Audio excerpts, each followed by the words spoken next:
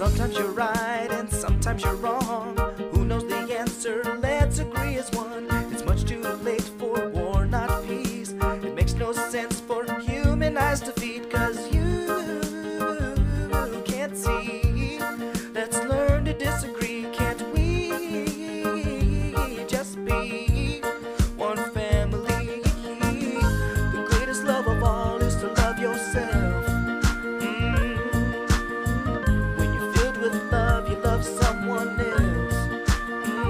Everybody come on, 'cause when you love yourself, you love God himself.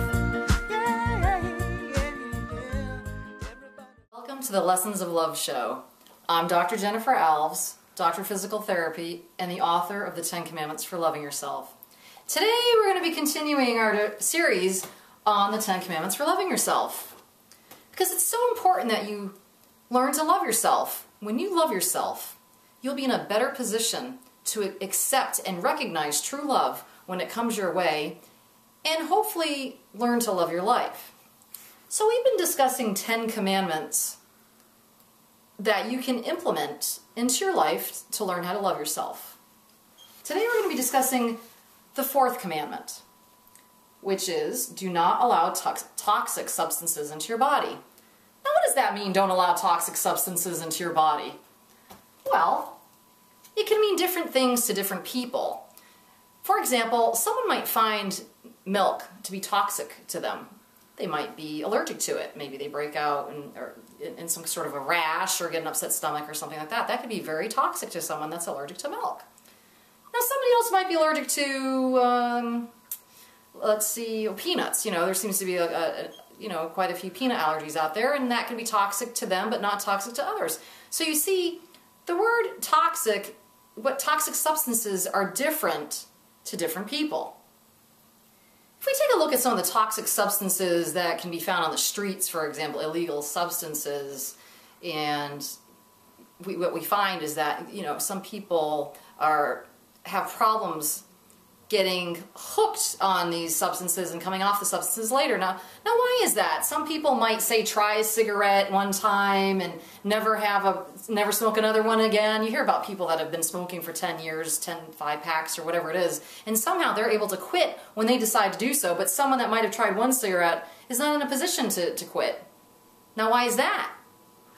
Well, because our bodies are all made differently. We're all very unique and special. We've been discussing that throughout the entire series here, that everybody's different and special in their own way.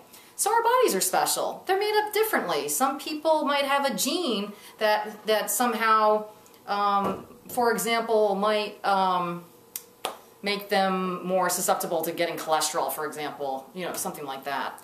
So we have to keep in mind that everybody's body is different, and so different substances act differently to different people. Now, let's take, for example, a lot of kids in high school or whatever. They just want to try something just for fun. A lot of people do that. Now I'm just going to try it that one time and then I'll never try it again. What they don't realize is they don't understand that sometimes we don't know the outcome of a substance once it enters your body. It can take on a life of its own. So even if you want to just try something for fun, you might actually get hooked on it without even realizing it and not be able to come off of it later on. So that's what makes experimentation of toxic or potentially toxic substances so dangerous. You don't know what can happen. So it's probably best to not be out there trying things to begin with. And so, but I understand there's a lot of peer pressure out there. Maybe your friends are doing it, and they're saying, well, if you don't do that, then somehow you're not accepted into our group. But that's okay if you're not accepted into a group. Any kind of group that wants you to do something that you don't feel right, or a person that wants you to do something for that matter, is not necessarily somebody that you want to be hanging around. Don't forget that we are learning here to learn how to love ourselves. Learning to love yourself is doing really what's right for you. Not necessarily what everybody wants you to do or what they think is right for you. And that includes avoiding toxic substances. There are some of you out there that are actually hooked on toxic substances. You have to be very careful coming off of these substances. or even just medications. You go to a doctor, they give you medication that you need, and certainly, you know, you should take medications if you need them, but they're not something to be played around with.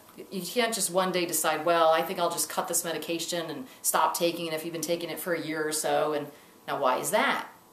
Well, some medications, for example, alter your body chemistry. You just don't take them and then they just kind of go in and out, in and out in your system and out your system just like that. Some of them, for example, can actually change the composition of your brain. Your brain chemistry gets altered, and they're designed to do that. So, for example, if you have, say, 5 spots, receptor sites, for example, in your brain, or 5 little areas in your brain, and you only have in your body, say, three of a certain substance, but your body needs 5 to make you feel kind of regulated. So you get medication and you take it, and you know, it gives you those 5 things, whatever it is that you need, and it might give you 6 or 7 or 8, 9, 10. So your body then will create these other ports or receptors, if you want to call them, and then now you have 10. And so you're taking the medication and you have 10 sites and you're getting 10 things from medication, and all of a sudden you quit one day. Well, do you know what happens when you do that? All of a sudden your body that was used to having 10 substance compounds, for example, or chemicals, now has none, and it's looking for something. So it throws you off. This is a lot of times why you might get some certain side effects. Certain side effects can be caused from that. That's just one example, very and put down a very rudimentary explanation of it. The point of the matter is you should have respect for all substances that you put into your body. If you're prescribed a medication that you need, that's fine. Take it as prescribed. Don't just stop taking it whenever you feel like taking it, because it can be very dangerous. It can cause really adverse effects on you, even death.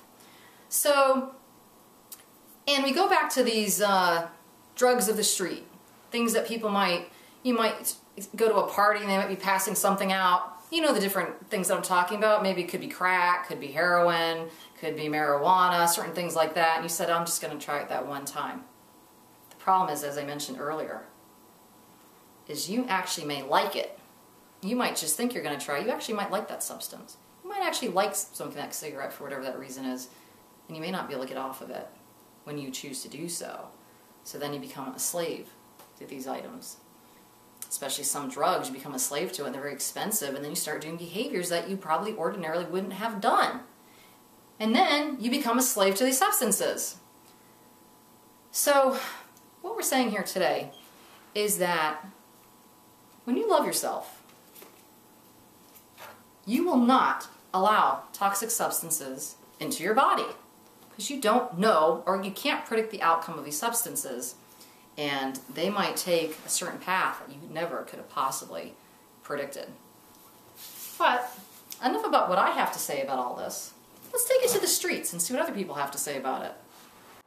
So today we're here with our special guest, the director of STAR at North Kingston, Frank Spicola, and we're going to continue our discussion on do not put toxic substances into your body. Can you give maybe our audience today any insight on why people start doing that to begin with? And Well, I mean, I guess you're referring to children or adolescents. Okay. When you get started.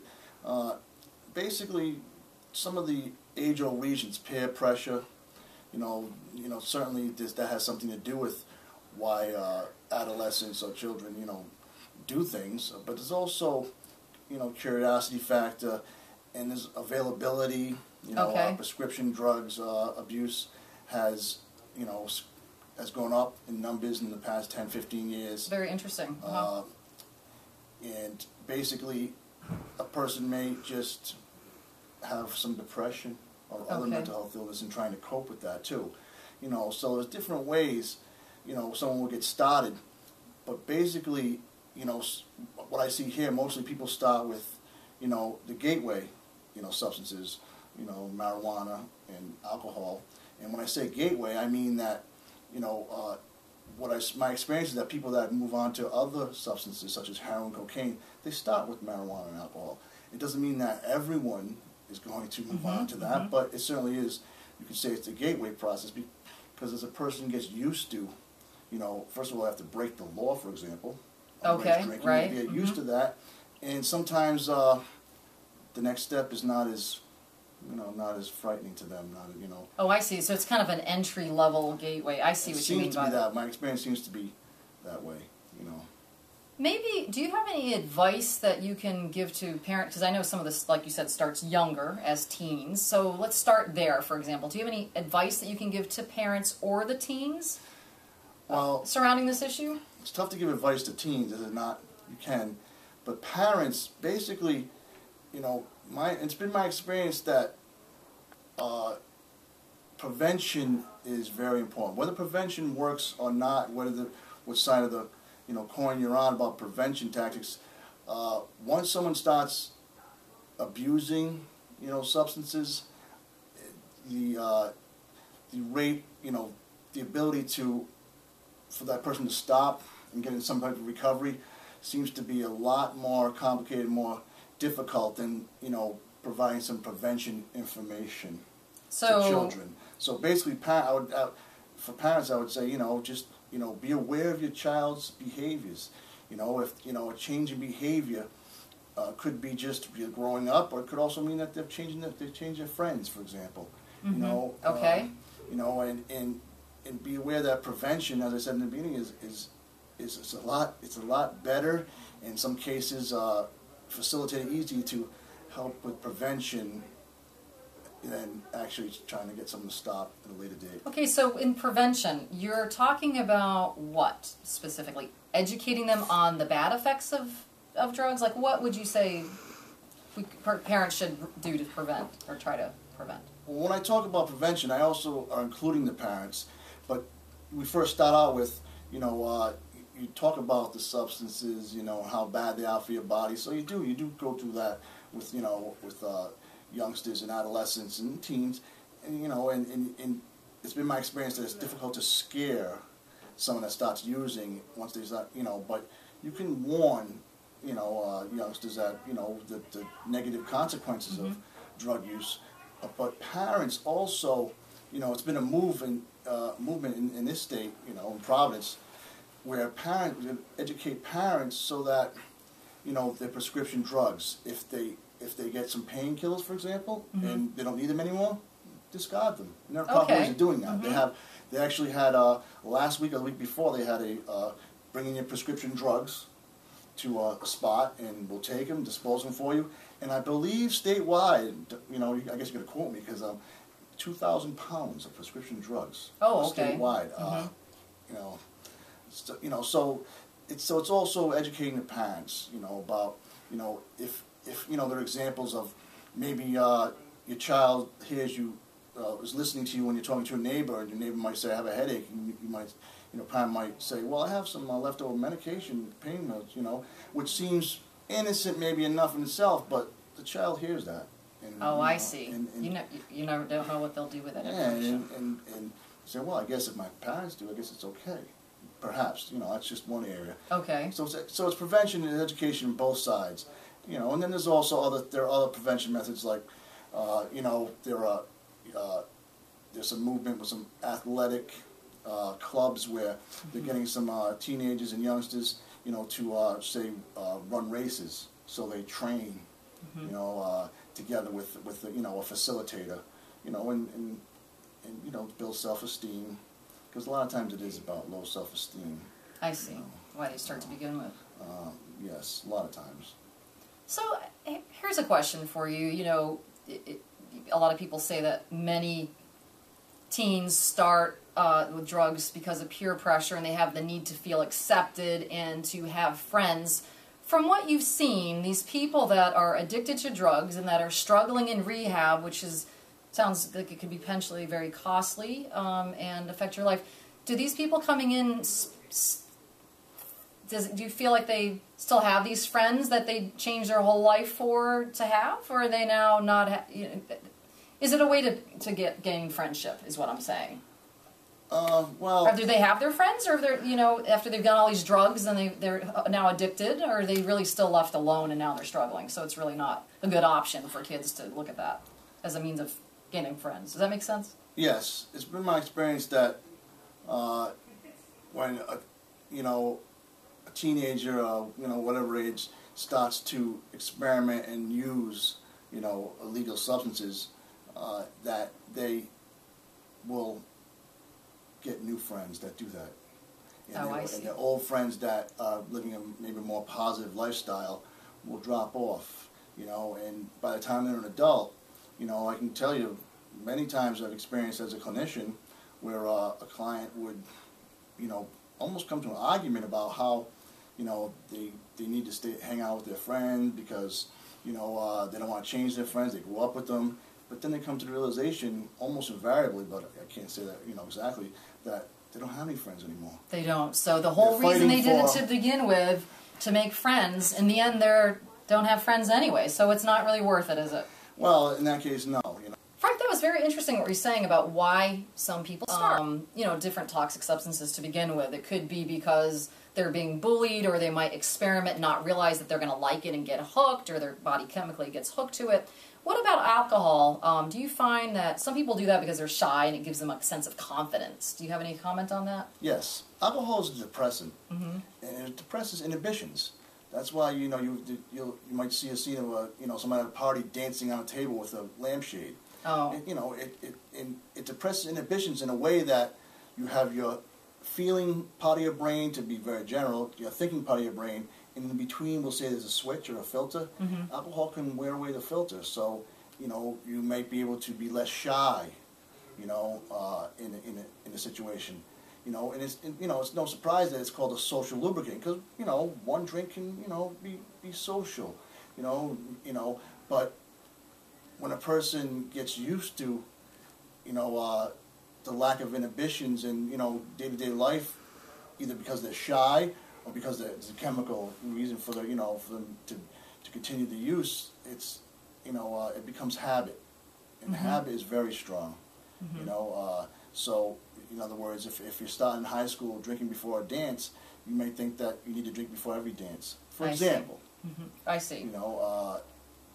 So yes, it does have that allure for youngsters and teenagers that are shy in social situations.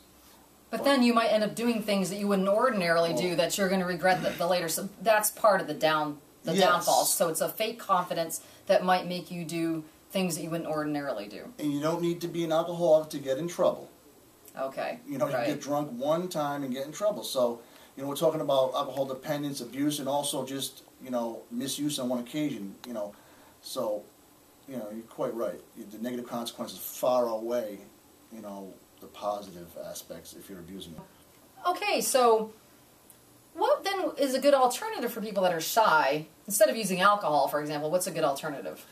Well, shyness is, it's fairly common. Oh, okay. And there's levels of shyness. There's, we're not talking about social anxiety. We're talking about being shy. Not knowing if, the person you're going to ask to dance at a high school dance is going to say yes